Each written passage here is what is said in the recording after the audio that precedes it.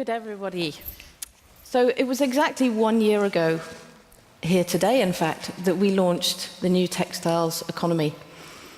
And I'd like to discuss that and the progress, as we heard, but also give you an update on what's happened over the last year. But before that, I'd like to say how pleased we are to have our three leaders, really, from the world of fashion in the circular economy, and they'll be talking about their work on circularity and their thoughts around the subject and how, in many cases, difficult it can be to make things happen. So in November, as we heard, we launched the report in conjunction with Stella McCartney, and it was really interesting how the report was picked up. As with many reports with the foundation, we launched with many companies behind the report, looking into the numbers, trying to understand the dynamics of how textiles flow through the economy. And I have to say, some of the statistics really were quite shocking.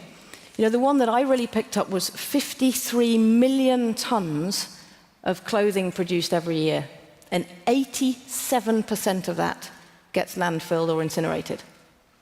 87% of 53 million tons. It's a lot. It shows a very broken system. And actually, in the last 15 years, we've seen a doubling of the amount of clothing that's been produced. And what I was doing 15 years ago, it's yesterday. There really has been a significant change in the industry, a significant speeding up of the production of clothing, which is why this conversation is so important. And what we saw through the report was, ultimately, the clothing system is linear. We take a material, we make something out of it, and we say in the majority of cases, it gets thrown away. And that 87% landfilled or incinerated really shows that. But there are also elements within there of clothing that isn't thrown away immediately. There are elements of circularity, some of which we'll hear about in this panel session now.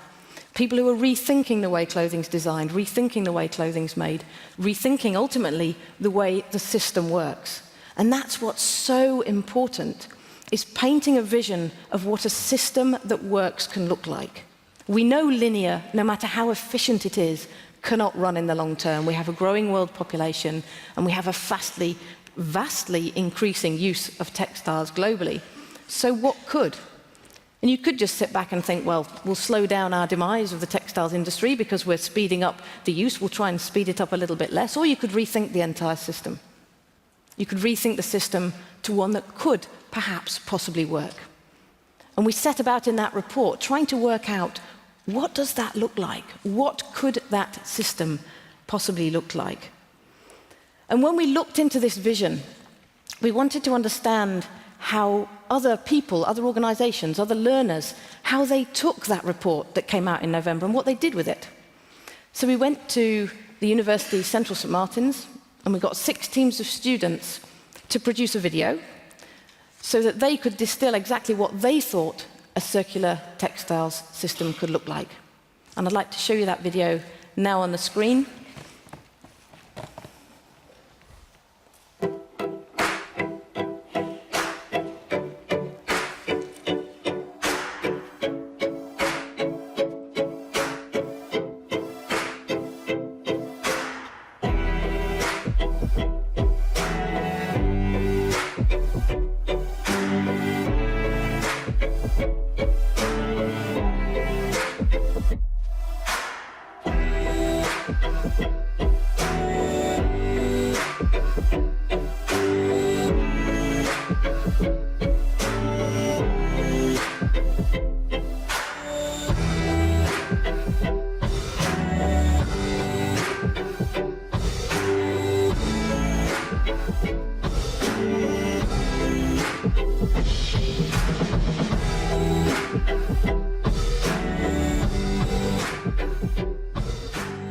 Watched the Widding video, and in fact all the submissions, was that we felt we could see 2 things. One was there is a really urgent need for the next wave of designers and innovators to see a different way the economy can run, to understand what circularity could look like.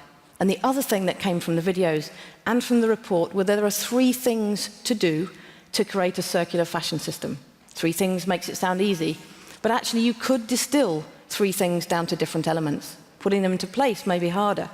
And those 3 things were build a fashion system, a fashion industry, whereby the inputs the materials are safe, non-toxic, and renewable. That sounds quite simple. It's definitely not the case today. Safe, non-toxic, renewable inputs to the system. The second element was when you make garments, keep them in the system for longer. Make higher quality garments, make repairable garments. There are many examples all over the world. Patagonia repairs 50,000 garments a year, for example. There are other garment manufacturers who provide repair. So keep them in the system. And that may not just be repairing a garment, that could also be the way that we have the garment, the way that the garment is provided to us. If you look at Y Closet in China, they have 5 million subscribers, and you basically subscribe to have your fashion delivered. Fashion comes, you send the other fashion back, and in their third round of funding, they raised 50 million. 5 million users already, because it works for those people that use that system. They don't have storage space, they don't have time to shop, and actually it makes it easy. It makes it easy and cost-effective for them to have the clothing. And by its very nature, the clothing goes back to the manufacturer. It goes back into the system, to the people who know how that clothing is made, because they sent it to you. We don't. They do. So the business model was number 2. And the third element was, to pick up on what I just said, was that the clothing at the end of that system can be turned into new clothing. So old clothing designed so that it can be made into new. And that sits with the first of renewable inputs. So those 3 things: material inputs, safe, non-toxic, renewable.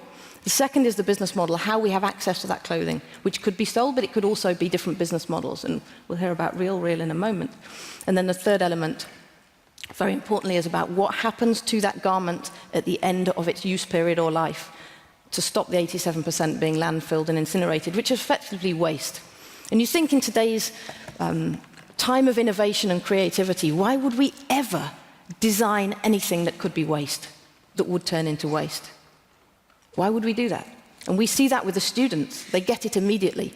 We can build a better system, which is ultimately regenerative. And so at this point, I'd like to talk about what we're here today to do, and that's to launch the next phase of our initiative. So the new Textiles Economy. A year ago, we had our report in November, and today we're launching Make Fashion Circular, which is a 3-year implementation program of the new Textiles Economy. This is to actually try to shift the global textiles industry. Now, we've done this with plastics at the foundation. We started 2 years before, and it's been a phenomenal journey of learning, one which we've seen that the only way to create real change is to collaborate. Yes, you need to innovate. Yes, you need different design, but you also need to collaborate, and that's something we're going to be touching on over the next 20 minutes through our panel session. So, without further ado, I'd like to introduce the companies who we work with, some of who are here. We work with Burberry, Gap, H&M, HSBC, Nike, Stella McCartney. They've all signed up to the program, plus 50 other participants. So these are companies, organizations from all over the world who are on board to try to actually make this happen. This isn't just a discussion, this is actually trying to change the global material flows for textiles and clothing. So we have some of those companies here, the participants, Cecilia, Paul, and Julie. And really, you know, I've talked briefly about circular economy and making fashion circular. You all are on your own journey in this space. Cecilia, first you. So H&M has set out to be 100% circular. That is a big goal. That's like pinning the tail right up there on the top of the donkey. How do you envisage doing that?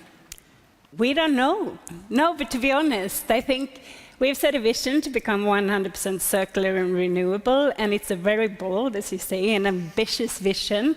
And we don't have all the answers. We don't know when we will get there or how exactly. And I think it's a challenge, of course, that we're very much humble towards. But it might also be an opportunity, as you say, because I think we're convinced that this is the way to go. We need the systemic change that you just described. And to do that, we need to redesign the system, and then we need ambitious visions. So I think in our case, setting these visions, I think we're very much in the beginning of our circular journey, and the industry is very much at the beginning of the industry circular journey. But what we mean with 100% circular is that we need to redesign the system. We need to rethink how fashion is made and used, and we need to take a holistic approach to circularity within our whole value chain. So thinking through how we design for circularity, ensuring hopefully an endless life in different ways, ensuring quality, durability, longevity, ensuring that we choose the right materials that should be recycled or sustainably sourced in our case, and ensuring good production processes, especially from a chemical perspective, an energy perspective, and a water perspective, not the least. And finally, it's about ensuring that we prolong the lifespan of the products, that the products are used and loved and cared for, that they are repaired when needed, that we allow others to use in different ways. And finally, we also need to solve this problem with recycling, because we see that 1% of the textiles that are used in this world are going back into the systems as recycled fibers. Yeah. So yeah, we have quite a lot to do, but I think we're fully convinced that we will make it happen. And you aim for 100%, which I think is quite interesting.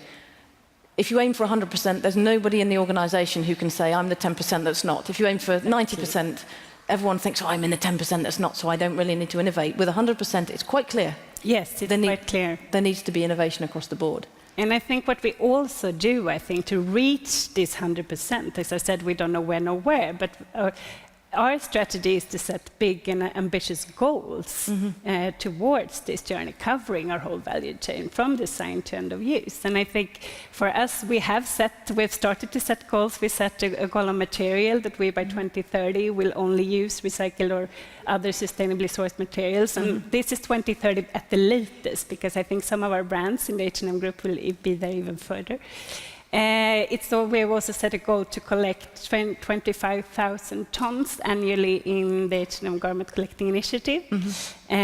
We also set a goal, actually more on renewable, that we will become climate positive by 2040. So setting these big, ambitious goals, of course, is a way for us both to, I think, gain momentum internally, but also to show a clear direction internally, but also a strong signal and a commitment to our supply chain. And hopefully, I hope that it can inspire others to do the same as well, and set these big and ambitious goals and kind of pave out the way towards your end vision, which in our case is 100% circular.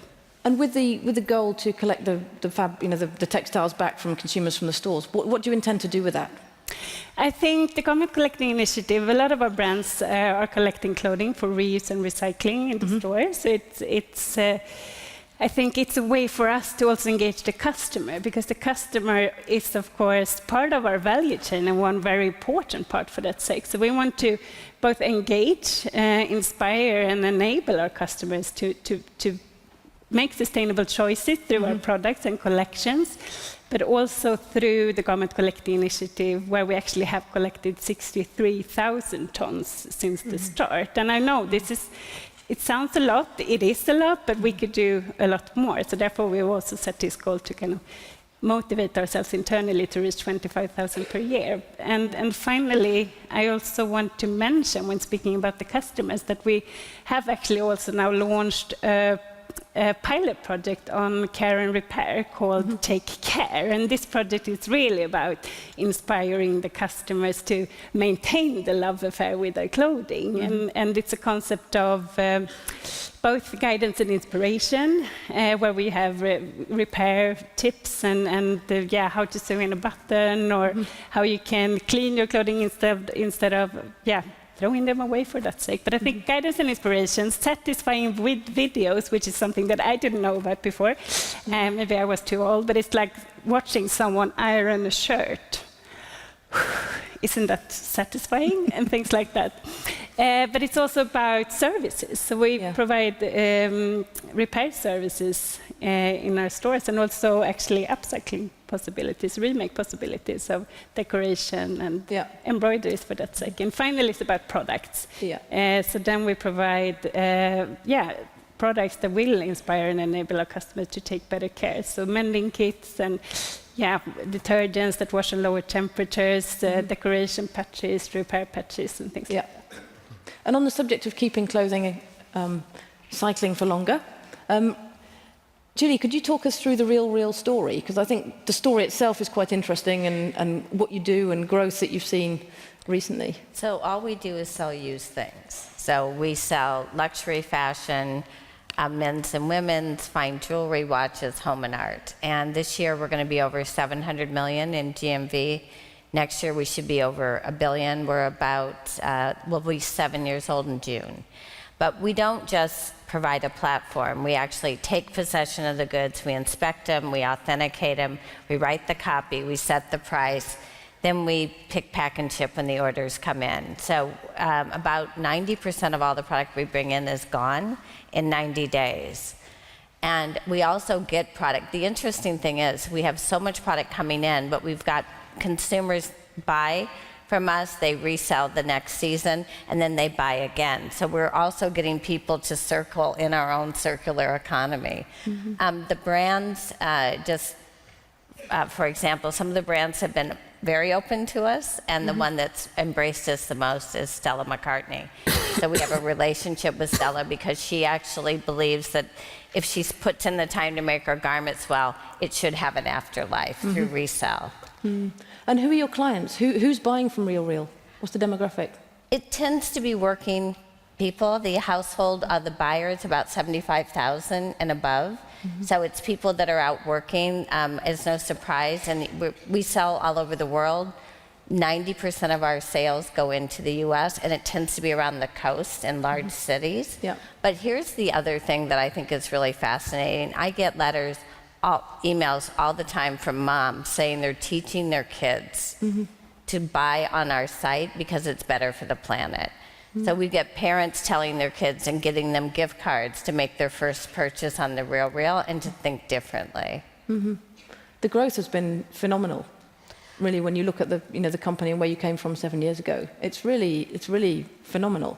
It's been great, yes. and we see from some of the studies that actually growth of resold items is due to increase significantly, much faster than new items in the case of a recent study in the US. So it's that business model change, isn't it? It's actually keeping that product flowing, and even nicer if it comes back into you, so it goes round again. It keeps it at its highest value. So we're helping, obviously, drive that change, and there's other companies doing that too. And I think because there are different business models now for it. Before there was eBay. I mean, if you just look, eBay was that. They sort of moved into selling new.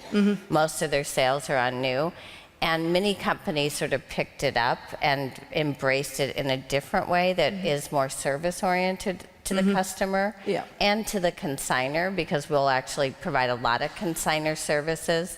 We'll go to your house, we'll clean out your house for you, we remove things, and then we do all the work to sell it. And that sort of removing friction for the customer and the seller has really ignited the market. 70% of our consignors have never consigned. And 50% of our buyers have never bought consignment until they shopped with us. So yeah, it's a big difference. That's really interesting. Yeah. And the growth, really phenomenal.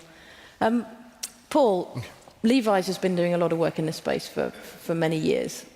We had a brief conversation here yesterday about design and where design starts for Levi's, but also that broader conversation about collaboration.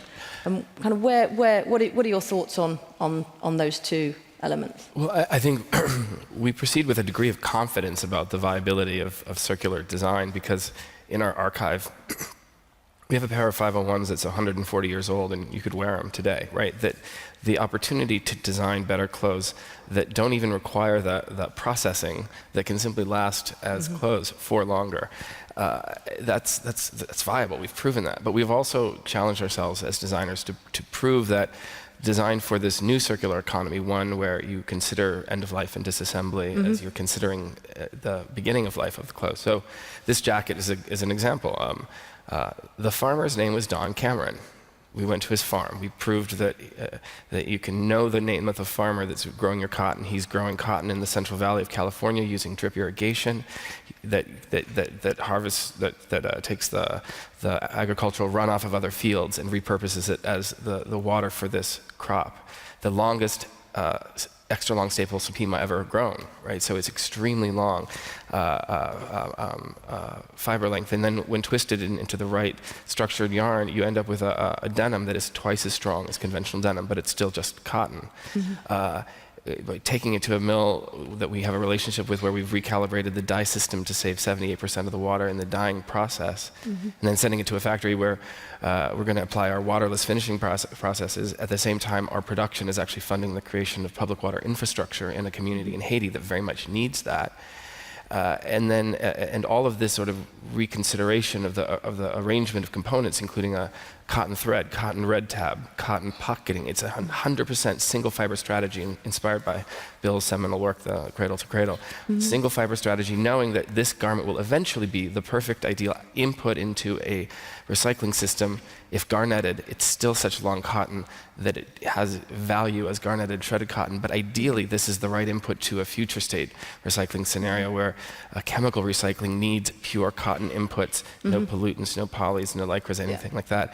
So we've designed all this design activity yields an indigo Levi trucker jacket. No different than the consumer experience that you would expect from a conventionally designed and manufactured object, but different in every way, different in every consideration. And taking all of the powerful creative energy of the design community and putting it on the task of maximizing end-of-life reborn value instead of solely seeking to find the ways that can be different from last season, the way it can leverage trend, or instead of designing change, we're trying to design consistency. And what's stopping you doing that with all garments?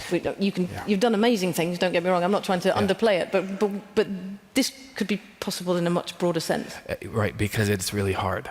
Like that's It's nice to hear honesty. So, I mean, I think a lot of people hear about the notions of the circular economy and think, wow, this, especially in the C-suite, they're like, wow, this forgives the worst of our behavior by decoupling growth from impact. We can double our business, and this circularity thing makes it so we can double our business without worrying about things like, strain on water resources around the world. Well, in fact, no. Circularity is actually going to be the mechanism by which we constrain our industrial activity. It is so hard, it is so precise, it requires such diligent, disciplined, studious approach to the design process. To the seed. To the seed. Yeah. That it's going to be the thing that may naturally constrain our industry to an appropriate scale, because as we know from recently released reports, if 6 out of 10 garments that we produce every year end up in a landfill or incinerated within the first year of production, should we have made those 6? I know it's great for everyone's bottom line to show comp store increases, but at a moment when thank you. At a moment when Cape Town is running out of water, and at a moment when I know every jean I make conventionally consumes 3,781 liters per garment, what moral excuse do I have to be making these 6 extraneous things that are going to be thrown away when 4 is good enough? And how much better could the 4 have been if the 6 had never been made? And so that's circularity.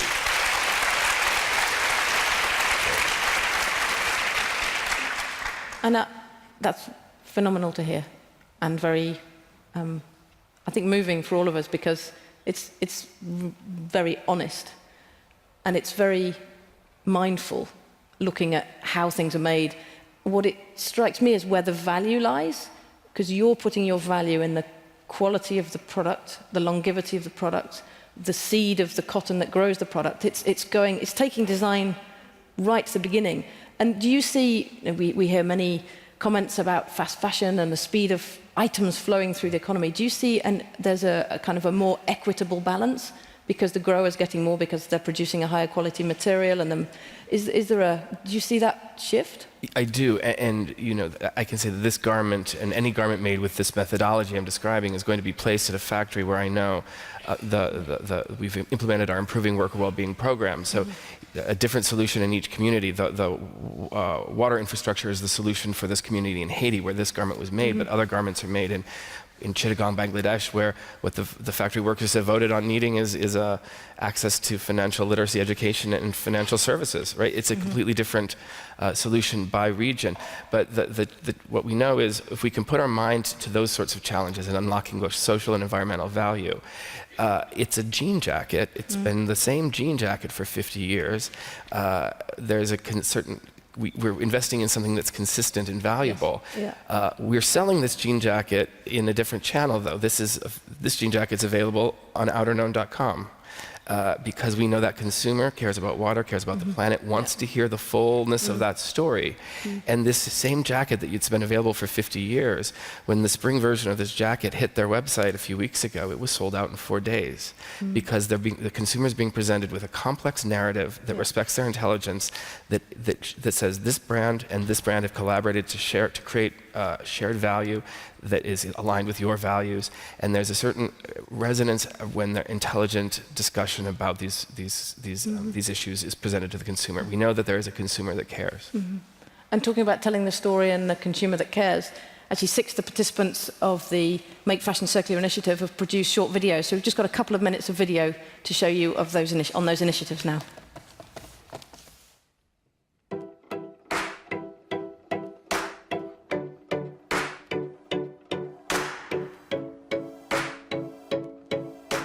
We have joined the Circular Fibres Initiative as a core partner to champion the conversation about circularity in our industry. We believe it is key to the future of our planet, our communities and the global economy. Circular business models are a must. They are not an option to meet the ever-increasing demand for the well-being of our growing population. Only through closely aligned partnerships with all the various stakeholders, using technologies such as recycling, can we create emotional, functional and healthy materials.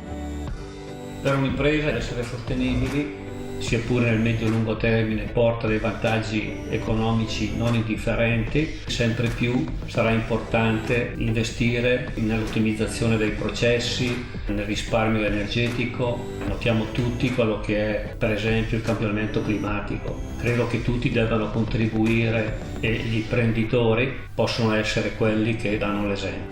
There must be collaboration between the designers, manufacturers and recyclers to ensure materials can be recovered at scale when clothes are no longer used. There's currently very little value in post-consumer apparel apart from reuse. To speed up recycling, we need to find a new approach for a strong collaboration between the fashion industry, the textile manufacturers and the recycling companies. London is known globally as a hotbed of design and for being a force for disruption and innovation. We're working with brands, retailers, collectors and entrepreneurs to help Londoners buy, use and dispose of clothing in a way which retains as much value as possible. London is such a great place to trial new approaches and we welcome the opportunity this initiative provides.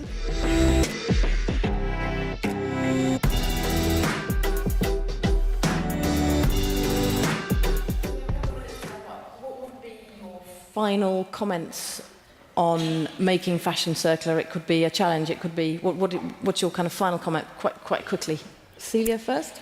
Okay, so what should I pick? There's so much to talk about. I think the authenticity and like the more emotional durability and transparency that you talk about, of course, is very important. But maybe I should bring it up again then, the buzzword of the conference, maybe collaboration, because I think to really get the system to change, the whole system needs to be on board. And we need to align on a common vision, a common agenda, setting industry targets, setting an industry roadmap, basically, focusing on what's important, what will really drive the change. So I think for us, the Circular Fibre Initiative, that I am used to the old name, but could actually be the platform to make this happen. And I think that's why we also are a core partner within this initiative. So I would say let's join forces and let's agree on where we're going and how we're going to do it.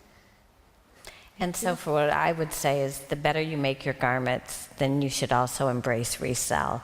So if you put time and design into making a garment that lasts, resell is a natural way. It's good for your customer. It actually supports the primary brand and it's going anyway. It's going to be a natural thing for customers.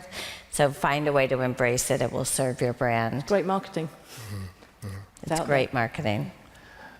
And I think, knowing that it can be done, but knowing how difficult it is to do, the incentive may not be ours to put on ourselves, but perhaps as a regulatory consideration. Yeah. So that if we level this playing field and make it an expectation that everyone live up to the standard, I think that's when we see real change. So any policymakers out there?